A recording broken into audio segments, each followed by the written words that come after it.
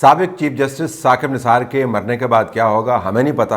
مرنے کے بعد کیا ہوگا ثاقب نثار کے ساتھ ہمیں تو ظاہر پتہ ہو ہی نہیں سکتا. ہمیں نہیں پتہ کہ ہمارے ساتھ مرنے کے بعد کیا ہوگا. لیکن ثاقب نثار کے مرنے کے بعد کیا ہو سکتا ہے انہوں نے خود ہی بتایا. انہوں نے کہا کہ میری کتاب آئے گی میرے مرنے کے بعد جس کے اندر میں تمام حقائق لکھوں گا، اور 90 کی دہائی کے وسط سے لے کر جب تک وہ چیف جسٹس رہے اور اس کے بعد وہ تمام حالات قلم بند کریں گے. اب ثاقب نثار جیسے لوگوں کا مسئلہ یہ ہے کہ یہ جیتے جی تو سچ بول نہیں سکتے، اور اپنے جانے کے بعد جو کتب چھوڑ کے جانا چاہتے ہیں اس کے اندر ان کا خیال ہے کہ ایسا سچ لکھ دیں گے کہ جو لوگ ان کے جانے کے بعد یقین کر پائیں گے. یعنی ان کی موجودگی میں ان کے جو فیصلے ہیں اور ان کے جو اعمال ہیں اور ان کے جو افکار ہیں اس سے تو کوئی اتفاق کرتا نہیں، جب یہ خود وضاحتیں دے سکتے ہیں جس طرح کہ اس معاملے میں انہوں نے وضاحت دی، اور دوسرے معاملات بھی انہوں نے اٹھائے جس کے اوپر میں ابھی کومنٹ کرتا ہوں. لیکن ان کا خیال یہ ہے کہ یہ کچھ ایسی تحریر کر جائیں گے کہ تحریر جو ہے ان کے بہاف پر ایسا سچ بولے گی کہ لوگ کہیں گے جی کہ ثاقب نثار بڑی یاد آئی تیرے جانے کے بعد. اب وہ کتاب کے اندر وہ کیا ایسا لکھ پائیں گے جو ان کی تمام تر فیصلوں سے تاریخ نے مرتب کر دیا ہے ایک بہت بڑا دستاویزی ثبوت جو اس کو نگیٹ کر پائے گا، ہمیں اس کا علم نہیں ہے. لیکن یہ ہم آپ کو بتا سکتے ہیں کہ ثاقب نثار اللہ ان کو لمبی زندگی دے، وہ اس وقت ہیں پریشانی میں، کیونکہ وہ بتا رہے ہیں کہ ان کا واٹس ایپ جو ہے وہ ہیک ہو گیا ہے، اور اس ہیکنگ کے بعد ان کا خیال یہ ہے کہ وہاں سے جو مواد حاصل کیا جائے گا اس کو موڑ توڑ کر جوڑ توڑ کر ان کے بیان کے مطابق جس طرح کی ان کی آڈیو بنائی گئی تھی اس طرح کا کچھ کیس ان کے خلاف بلڈ کیا جائے گا. ابھی تک جو واٹس ایپ ہیک ہونے والی ٹیکنالوجی ہے اس کے بارے میں تو ہمیں پتہ ہے نہیں. بہت سارے لوگ کہتے ہیں کہ واٹس ایپ کے معاملات جو ہیں وہ بڑے پیچیدہ ہیں اور بہت ہی سوفسٹیکیٹڈ ہیکنگ ڈیوائسز موجود ہیں. اب وہ اتنی sophisticated hacking devices Saqib Nisar کے فون کے اوپر اگر وہ اویلیبل ہیں استعمال کرنے کی کیا ضرورت ہے، اور ان کے فون میں سے کیا ایسی چیز نکل سکتی ہے کہ ثاقب نثار کو پریشانی ہو. انہوں نے کیا ایسا راز رکھا ہوا ہوگا جس کے بارے میں لوگوں کو پتہ نہیں ہے. ان کے تمام راز تو سامنے آ چکے ہیں. ہاں ان کی جو کنورسیشنز ہوتی نہیں جنرل باجوہ کے ساتھ، جس میں سے ایک کنورسیشن کے بارے میں ہمیں بتایا جاتا ہے کہ باجوہ صاحب نے ان کو ایک ویڈیو دکھائی جس کے اندر ایک خاتون جو ہے کسی ڈپلومیٹ سے راز اگلوانے کے لیے کچھ ایسی حرکات کر رہی تھی کہ جو عام حالات کے اندر نہ قابل دید ہیں اور نہ قابل داد ہیں. لیکن باجوہ صاحب نے بتایا اس وقت ثاقب نثار جو چیف جسٹس تھے کہ دیکھیں ہمیں قومی راز کے تحفظ کے لیے یا دوسروں سے معلومات اگلوانے کے لیے کیا کیا پاپڑ بیلنے پڑتے ہیں، یہ کام بھی کرنے پڑتے ہیں. تو ثاقب نثار اس ویڈیو سے بہت متاثر ہوئے. ثاقب نثار کے بارے میں کہا جاتا ہے کہ ویڈیوز سے جو متاثر ہونے کا عمل ہے وہ تھرو آؤٹ ان کے چیف جسٹس کے کیریئر کے اوپر حاوی رہا. ویڈیوز ہوں یا آڈیوز ہوں یا واٹس ایپ کے میسیجز ہوں، ان کی کورٹ کے چلانے کے انداز کے بارے میں اسلام آباد میں جو باتیں ہوتی ہیں اگر ثاقب نثار اس کو بھی اپنی کتاب کے اندر لکھ دیں تو میرے خیال میں ایک بہت ہی زبردست چیپٹر ہوگا. اس بنیاد پر ان کی کتاب بہت بک جائے گی. لیکن جو ثاقب نثار لکھیں گے اس کی کوئی وقت ہونے نہیں لگی. پھر اس وجہ سے بھی نہیں ہونے لگی کہ ثاقب نثار نے جس انداز سے اپنی کورٹ کو چلایا، جس انداز سے انہوں نے فیصلے کیے، جس انداز سے انہوں نے بینچ بنائے. یہ بھی میں آپ کو بتا دوں کہ ثاقب نثار کی کورٹ کو اصل میں چلانے والے عظمت سعید شیخ صاحب ہوا کرتے تھے. ہر کورٹ کے اندر ایک نہ ایک جج ایسا موجود ہوتا ہے یا رہا ہے جو اصل معاملات وہ دیکھتا ہے، اور جو چیف جسٹس ہوتا ہے تو وہ چیف جسٹس، لیکن کورٹ کے بہت سارے جو پیچیدہ معاملات ہیں، جو واٹس ایپی قسم کے معاملات ہیں، وہ انہوں نے اس جج کے حوالے کیے رکھتے ہیں. تو ثاقب نثار کی کورٹ کے اندر جو جج بہت زیادہ کارآمد اور مؤثر اور متحرک تھے وہ عظمت سعید شیخ تھے، جن کے بعد میں افکار کے بارے میں ہمیں پتہ چل گیا. تو ثاقب نثار نے بہرحال جس انداز سے کورٹ چلائی، جس انداز سے انہوں نے فیصلے کیے، جو فیصلے کیے، جو ان کا تکبر تھا، جس طریقے سے وہ اپنے ماتحت ججز کے ساتھ انٹریکٹ کیا کرتے تھے، جس طریقے سے وہ افسران کے ساتھ بات کیا کرتے تھے. ظفر اللہ صاحب جو پی ایم ایل این کے بڑے مانے ہوئے لیگل ایگل ہیں، انہوں نے ہمیں بتایا کہ ثاقب نثار کے سامنے جب نواز شریف کے کیس کو پلیڈ کرنے کے لیے گئے تو ثاقب نثار نے ان کو پلیڈ نہیں کرنے دیا اور کہا کہ آپ سیاسی ہیں، آپ ہٹ جائیں. اور پھر انہوں نے یہ بھی کہا کہ میں نے فرعون کی ممی جب مصر میں دیکھی تو مجھے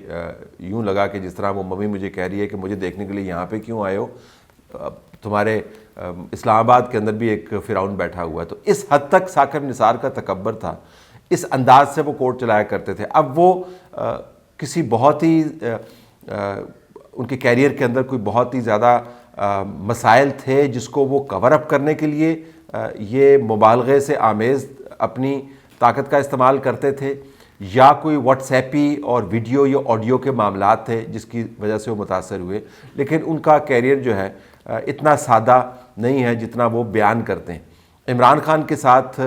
جس الفت کا انہوں نے مظاہرہ کیا، اب وہ بتاتے ہیں کہ عمران خان کو صرف 3 نکات کے اوپر صادق اور امین قرار دیا۔ یعنی آپ اندازہ کریں جس جج کو اپنے فیصلے کو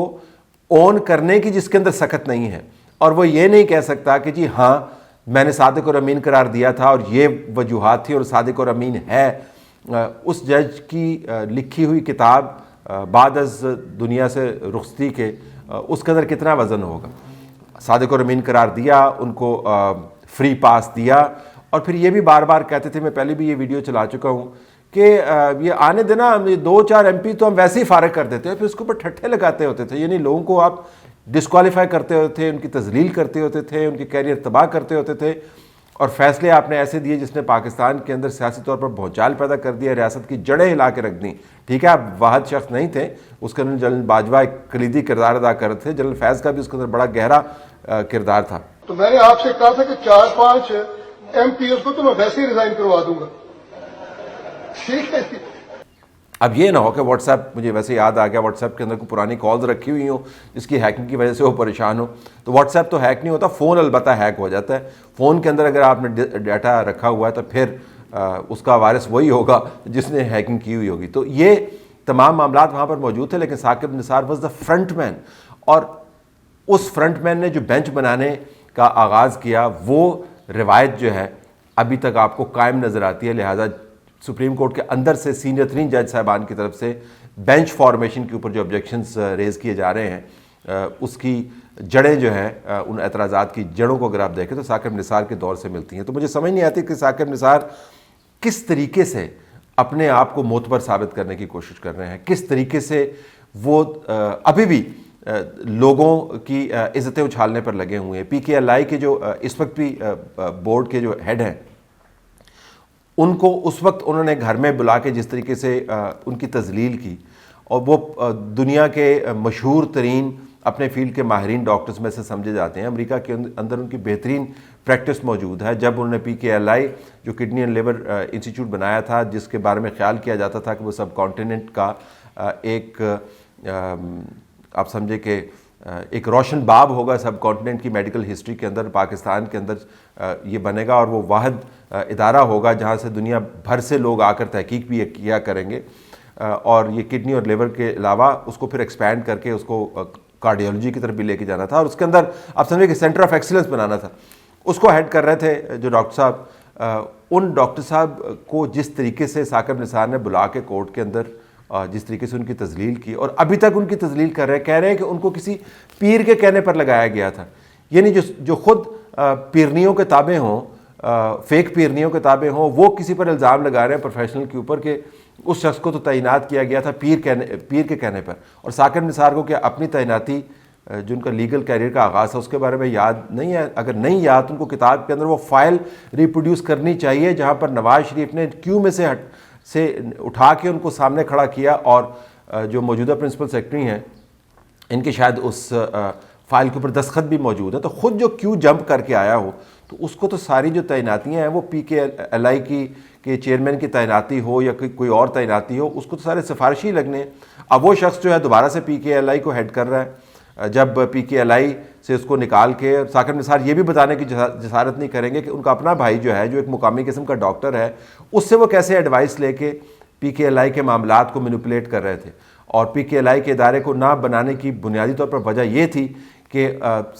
ان کا خیال تھا کہ یہ شوکت خانم کے ساتھ کمپیٹ کرے گا لاہور کے اندر، تو ظاہر عمران خان کے ساتھ جو بھی چیز منسلک ہو اس کو آپ نے کمپیٹ تو کرنا ہی نہیں دینا۔ تو PKLI کو مکمل طور پر شٹ ڈاؤن کر دیا، اس بندے کو جس نے ساری زندگی لگائی اس پروجیکٹ کو چلانے کے لیے، جس کے اوپر آپ ایکسپنسز کے حوالے سے بے شک سوال اٹھا سکتے ہیں، لیکن کون سا ایسا ادارہ ہے، سینٹر آف ایکسیلنس ہے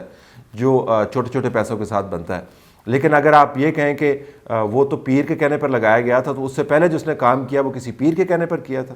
پی کے ایل آئی سے نکالے جانے کے بعد جب دوسرے پاکستان کے بہترین ہاسپٹلس میں سے ایک ہاسپٹل نے اس کو جگہ دی تو کسی پیر کے کہنے پر کی۔ اب دوبارہ سے جب اس کا کیریئر جو ہے وہ شائن کر رہا ہے تو کسی پیر کے کہنے پر کر رہا ہے۔ تو ثاقب نثار اپنی خصلت سے نہیں ہٹے، حالات اور واقعات نے ان کو کچھ نہیں سکھایا۔ اس وقت وہ پریشانی میں اس وجہ سے مبتلا ہیں کہ کہیں ان کے فون میں سے کوئی ایسا مواد نہ نکل جائے جس سے ان کو مزید شرمندگی اٹھانی پڑے، اس کے علاوہ ان کا اور کوئی مسئلہ نہیں ہے۔